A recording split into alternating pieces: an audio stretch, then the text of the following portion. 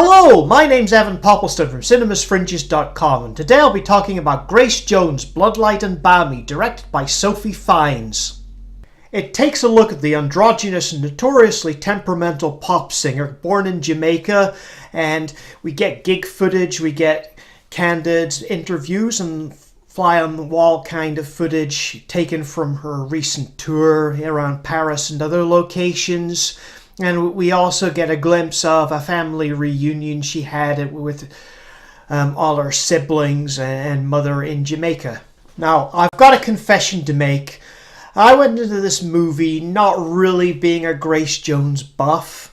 I kind of remember her from the 1980s as this kind of scary woman who she was on a talk show with a presenter called Russell Hardy, and she felt she was being ignored, so she hit him a number of times live on air.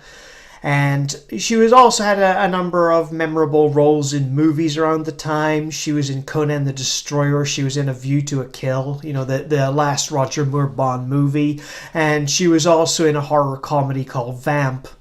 Despite my lack of kind of knowledge about her, I actually found the documentary pretty compelling. She's a real larger-than-life personality. She's both fiery and earthy, and she does have an undeniable flair and musical talent, which, maybe back in the 1980s I didn't really appreciate properly. And we do see her throw some pretty aggressive and profane rants down the phone at people like, Sly of Sly and Robbie fame, who has been a long-time collaborator with her. But we also see, a personality who has a great rapport with her fans. She's a loving family member, and, she's had this tragic past, and she comes across as very well-rounded in this particular documentary, which is a good thing. It's kind of a nice, open portrait of her.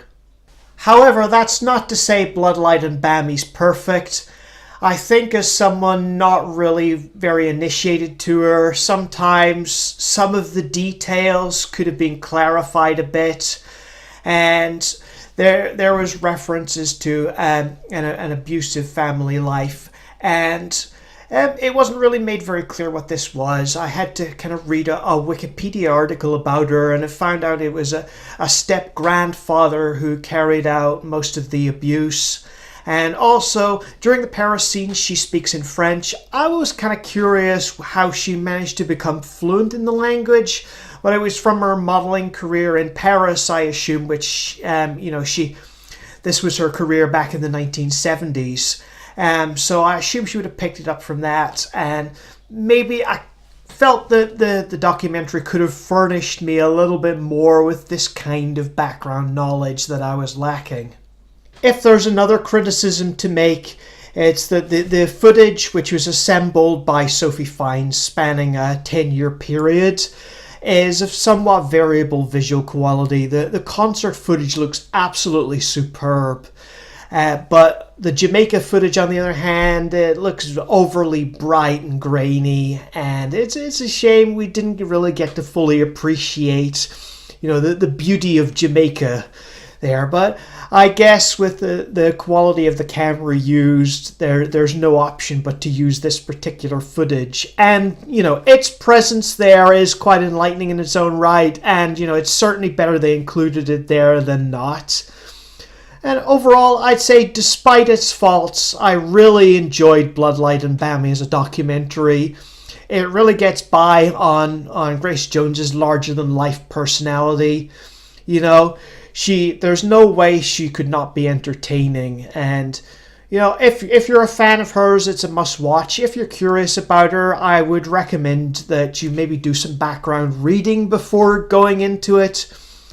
But I think you'd enjoy it anyway, although to get the best out of it, you need some foreknowledge. And overall, I'd give it 4 stars out of 5. It's a recommendation, even if it's not perfect.